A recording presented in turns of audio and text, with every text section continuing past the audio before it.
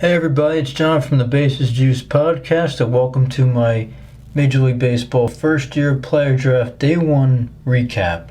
A lot took place during the draft at Secaucus at the MLB Network Studios on Thursday night, and obviously with the draft, it's, a lot can really happen that a lot of people don't expect to happen. So let's take a look at, we'll start at the top of the draft, with the Phillies, and a lot of talk about Jason Groom going number one, the local product out of Barnegat High School. In previous weeks, he falls to, ironically, his favorite team at number 12 with the Boston Red Sox. A.J. Puck was more of a recent guy to go number one on most mock drafts, really up until the day of the draft that morning. He goes to Oakland at number 6, and number one overall pick happens to be Mickey Moniak, a high school outfielder from California, a guy that I had number one overall on my most recent mock draft. If you're the Phillies here, you're taking the guy who you think is going to be the best player in the draft down the line. I think it's not really a need for impact immediately at the big league level. I think if you think Mickey Moniak is going to be the best player in this draft, you take him number one overall, because the Phillies are not really in the position where they need an immediate guy to help them at the big league level. And Mickey Moniak has plus tools across the board. He can hit, he can run. Most scouts feel he's going to stay in center field. He's got a good arm. The power, a lot of people think, will come in time with high schoolers. Most of them have to develop the power. But he's a kid that you're going to look and see, 4 or 5 years down the line, could be, an everyday impact 5-tool guy for you. So that's who they went there, number one overall. And they also took another high upside player with their first pick in the second round, Kevin Gowdy, out of another California high school. Right-handed pitcher, 6'4". He's what they look like. This is a guy who has a strong commitment to college, but they have a lot of pool money to play with, so they should be able to buy him out of that commitment, which is why they took him there. They feel they can do that. Roach not going to take someone that high. So the Phillies had a nice day one in the draft. I talked about Jason Groom falling to number 12. People talk about maturity issues. Again, I don't really know personally what that is about, but he's a 17-year-old high school kid who's had as much as 150 scouts watching his starts this year, and from all that I know, he's handled everything well as far as all the media attention is concerned. Like I said, 17-year-old high school kid. I mean, no 17-year-old high school kid's going to be fully mature. It's everyone's, it's a learning process for any high schooler that's going through this. And I don't know if there's something that's buried that's not publicly out there, but the bottom line is he was committed to Vanderbilt and ended up decommitting from there, and was going to go to a junior college in Florida had he not been drafted at a spot that he was happy. But I mean, the Red Sox are going to have no problem signing this guy because they're his favorite team growing up. And I remember reading that's the place he really wanted to go, was the Red Sox. That was his favorite team. He said obviously he'll play wherever he goes, but if it were to happen with Boston, which it did end up happening, I think he's ecstatic. So I think the Red Sox hit a home run there with Jason Groom, left-hander. Again, what they look like: power fastball, big curveball, 2+ pitches right now from a left-hander whose mechanics are very good. Changeup is developing, so I think the Red Sox had a good pick there with Jason Groom. And another guy who's rumored to be at the top of the draft, A.J. Puck, out of Florida, goes to the A's at 6. A guy I don't think Oakland expected to be available, so they went top guy on their board. I look at A.J. Puck, and this is a guy, okay, maybe if he separates himself from the rest of the pack, we'll take him number one overall, but he did not do that. He really did not separate himself this year. He won 2 games this year on a very good Florida team that had 3 pitchers taken last night, 5 players overall, with Buddy Reed and Peter Alonso going off the board as well. Dane Dunning and, ironically, the A's taking Logan Shore, their Friday night starter, in the second round, who was their best performer on the mound. But A.J. Puck the better prospect, even though he only had 2 wins this year. Has a plus fastball, plus slider, but consistency is something he battled with this year, and he had he had a back issue that some teams may view as a red flag. His durability going forward, his mechanics are not, the most smooth from what you want to see. I look at this guy as honestly potentially a reliever. I could be wrong with that, but I would not have taken this guy. I in my second mock draft I had him number 1 overall, but looking more into this, there's a couple of red flags that I see mechanically, and just things that, look, if they tap into his potential, they got themselves a left-handed ace, which is, what you look for, obviously. And they're another team that, they're going to let him, even though he's a college performer, he's kind of more upside and more time to develop than most college guys. So if they want to put him in the bullpen, he could get there very soon, but they're not in that position. So Puck to the A's is going to be something to watch for. I don't think he's going to be one of those quick to the big leagues college guys, but the talent is there if they let him develop at his own pace. So personally, my favorite player in this draft class goes number 4 overall to the Colorado Rockies and Riley Pint. Now, looking at Riley Pint, a lot of people say high school right-hander throws 100 miles an hour. People are going to say Tyler Kolek, who went number 2 overall a couple of years ago to the Marlins, who has had Tommy John surgery earlier this year and is not really developed as people had hoped. Now, the difference between here and, again, another high school right-hander. So, first of all, if you're Colorado, you're going to take time to develop this guy. The difference between these two guys here, between Pint and Kolek, is Pint, yes, they both throw hard, but Pint has a better changeup, has a better breaking ball, has better mechanics, is more athletic than Kolek is. Kolek from a Texas high school was more just country strong and just kind of overpowered everybody. Secondary pitches, like most high school guys, Pint is more advanced as far as that's concerned. He's more athletic.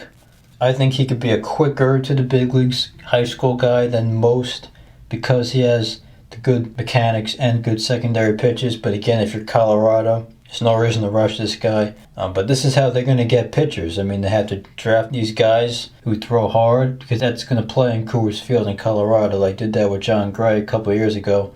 He's coming up now, and you're starting to see what that can do. So power plays anywhere, no matter, even in altitude. So I like that pick for them. Now, one team that I really liked last night, what they did, was the Atlanta Braves. Now, they took Ian Anderson, New York high schooler, number 3 overall, right-handed pitcher, and a lot of people thought that not one of the top guys on the board, but you know what, if John Hart's in there looking at his board saying, look, this kid's going to be in the big leagues. I know Dan O'Dowd said, you know what, if this guy's going to be a big leaguer for 10 years, he drew a Mike Mussina comp on him, then you take that guy. I mean, he was the first high school pitcher drafted ahead of Riley Pint, ahead of Jason Groom, who were ahead of him on most rankings that you would see out there. But they like this kid, and they're going to probably sign him for below slot value. And they got Joey Wentz, who I think they stole at number 40 overall in the competitive balance round A. Another Kansas high school product with Riley Pint. It was a great amateur season for that area this year. But Joey Wentz, 6'5", left-hander, plus fastball, plus slider. I mean, again, it sounds cliche, but the changeup is developing. That's just the way this high school was. But 6'5", 209, what they look like, again, I've said it, how many times, but you take the upside, and the Braves have the best farm system in baseball already. And they had a great draft last night, getting Ian Anderson, Joey Wentz, and Kyle Muller as well. At number 44 in the second round, 6'6", left-hander out of high school. They have a lot of money to spend in the draft. They have one of the largest pools to allot their money, so they're going to get these guys signed. And then they took a college catcher in competitive balance round B, Brett Cumberland, the catcher from University of California. But I look at those top 3 guys, I think they got 3 first-round picks, 3 frontline starters, 2 left-handed. So I applaud what John Hart did last night. And again, with the Braves, I know it's hard. As a fan, I've been through it, watching Kansas City in the past, rebuilding. But it does work. I mean, it does, and it's going to be a while. They got the new stadium opening up in 2017 next year, which I'm looking forward to seeing, but they're building really something special. And again, these are high school kids, so it's going to be 4 or 5 years, more likely than not, before they're ready to come up and make an impact. But I like what they're doing here. I really liked what the Braves did on day one of the draft. Now, another team that had a lot of picks on day one, San Diego Padres, had 3 first-round picks, number 8 overall, number 24 and 25 is compensation for losing Justin Upton and Ian Kennedy. And then they had their second rounder and competitive balance around B. So their pick at 8 overall, I got right in my mock draft. Cal Quantrill, the right-handed pitcher out of Stanford, who hasn't thrown a pitch in almost 2 years with Tommy John surgery. I mean, this is a guy who was freshman year. People were talking about number 1 overall in this draft, and we've seen it in the past with guys who are hurt going high in the draft because, we'll take him, we'll rehab him, and take his time, and we'll gamble on the upside there. But it's different to see someone who hasn't done a pitch in almost 2 years. That we really have not seen. But Cal Quantrill out of Stanford, yes, this is Paul's son, who I remember watching pitch with the Yankees like it was yesterday. But I mean, this is a guy who was a top of the draft guy, coming out of his freshman year. So it's another upside college player that they're gonna say, they liked him. They didn't think he would get there at 24, so they took him at 8, and they're gonna let him develop. Another team's really not in a hurry to, rush kids to the major leagues. They're not really in a position to contend, so they could have hit the jackpot with this pick if he does develop as they hoped. They took Hudson Sanchez, a high school shortstop, at 24, and they took Eric Lawler at 25. Now, talking about guys who are going to get there quickly, Eric Lawler out of Kent State, left-handed pitcher. Lauer had a 0.69 ERA this year. That was the lowest single-season Division I ERA mark since 1979. This is a guy, left-hander, out of college, out of the Mid-American Conference, not a big power conference, but Kent State has an excellent baseball program. This is a guy who's been on radars. He was drafted out of high school, went to Kent State, became a first-round guy, and not one pitch is plus, but he's got 4 very good pitches: fastball, low 90s, curveball, slider, changeup. Does everything for strikes, smooth mechanics. He's basically the typical pitchability college lefty, and he's going to get to the big leagues quickly. Not going to front a rotation, but I mean, he's going to be a workhorse guy in the middle of a rotation. And there was a lot of talk about him going to the White Sox at 26, which was the next pick, and I was kind of surprised to see San Diego take him, especially after they took Hudson Sanchez at 24. I thought they would maybe go for a Joey Wentz, a high school guy with a lot of money, because they also had a lot of pool money to use here with all the picks they had early on. But they went with the safe pick after they took a gamble kind of on number 1 with Cal Quantrill, a guy they liked at number 24 in Sanchez. And so they went safe with Lauer at 25, and this is a guy who's going to be quick to the big leagues. But the White Sox did pretty well with their next selection, getting Zach Birdie out of Louisville, right-handed pitcher, another guy who's probably going to be a reliever, power fastball, power slider, but he will be quick to the big leagues. I mean, you could see him in their bullpen this season if they need him to, if they're in the race there at the end and they need help in the bullpen. He's the guy who could get there quick if they need him. The White Sox had a pretty nice draft too. Took 3 college performers. Took Zach Collins at number 10. A lot of people are saying he's the next Kyle Schwarber. We'll see. I don't think he stays behind the plate, but he can hit. So that's what they're taking there at number 10. They got the bat there. They got Birdie, and very interesting pick for them at 49, Alec Hansen out of Oklahoma, 6'7" right-hander. Another guy who thought to be in the mix for number 1 overall pick a couple years ago, but he's just been all over the place with his command. Was demoted to the bullpen this year at Oklahoma, but again, if they reach his ceiling, it's a frontline starter. If not, another guy who could maybe end up in the bullpen for them, but they're going to want to develop as a starter, another upside college player there. So the Yankees last night had the 18th overall selection, and they took Blake Rutherford, a California high school outfielder who was ranked high on most boards. he kind of subbed because of signability, but the Yankees are not going to shy away from a player like that. Again, they probably want a top guy on their board right there. So they're going to, get him in the system and see, develop at his own pace. But this is a upside guy on the broadcast. I heard Alex Gordon comparisons, which is interesting. They liked getting him there. And Nick Solak, a second baseman at Louisville. You get college second baseman. And for the most part, they seem to generally pan out. They're not going to be star players. But you get those, you get those Joe Panics. You get those, Dustin Pedroia kind of gritty baseball player, Ian Kinsler type guys who are kind of known for, being second baseman. Scooter Gennett with Milwaukee, another example. So college second basemen, they're generally, guys who are going to be safe picks, who are going to get there. We're seeing more and more of those pop up. So I think the Yankees got an upside guy in Rutherford and a big league player who's going to help them soon in Solak at second base. Now the Mets, on the other hand, I like what the Mets did last night. Will Craig, a third baseman out of Wake Forest, was rumored to be their guy for the most part going into the draft, but he ended up going to the Pirates later on. I don't think the Mets expected Justin Dunn to be there at 19. Ran-handed pitcher out of Boston College. He has an electric arm. This guy really had a lot of helium going up to the draft. I like this pick for them. I mean, he draws Yordano Ventura comparisons. I kind of see Marcus Stroman as well. 6'2", 170, right-hander, 100-mile-an-hour fastball, good slider. This guy really flew up boards this year. He was a reliever for them, but most feel he can stick in the rotation, and we know the Mets can develop pitching, so I like that pick there with the Mets. Justin Dunn probably went top guy on their board.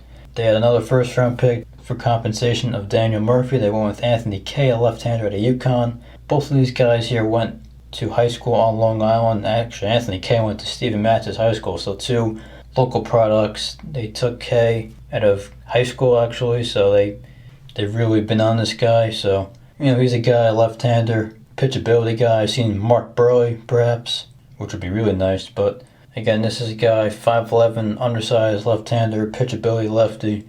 Not really a 1+ pitch, but knows how to get guys out. So, interesting picks there for the Mets. And then Pete Alonso, first baseman of Florida in the second round. He can hit. I mean, he can hit. That's a power bat. I mean, in the National League, he's going to be a first baseman. So, we'll see how that develops. But they needed to take a bat, and they did in Pete Alonso from one of the top programs in the country. One last thing I want to touch on is one of the probably most unbelievable stories in this draft class, and that's A.J. Puckett, right-handed pitcher out of Pepperdine University. The Kansas City Royals had one pick on day one, number 67 overall. They did not have a first-round pick because they signed Ian Kennedy, and they took Puckett, 6'4" right-hander, kind of a mid-rotation guy going forward, mid-90s fastball plus changeup, developing curveball. Probably going to get to the big leagues, probably going to pitch in the rotation, but not going to front a rotation. They threw a James Shields comp out there, which, I'll take that if that's who he ends up being like. But this is a guy who, in sophomore year of high school, this guy was a football player, and he was in a coma for 2 weeks after being in a car accident. And, again, he's just really happy to be alive, really. In a coma for 2 weeks, and then he came out of that, and he decided to give up football, just focus on baseball, and he's taken off from there. But, I mean, it's really a remarkable story. This year, Puckett had a 45 2/3 inning scoreless streak. So even though he doesn't have really a plus fastball, he knows how to pitch. He's kind of a pitchability right-hander. You hear about the left-handers a lot out of college. But it's a safe pick for a team that only had one pick on day one, even though he had that in his past. That's behind him. He's good to go now. And I think it was smart for him to stop playing football, even though it had nothing to do with the incident, but just a remarkable story. So that's going to do it for this episode of my Major League Baseball first year player draft day one recap. Thank you so much for listening, and look forward to the next episode. Thanks, everybody.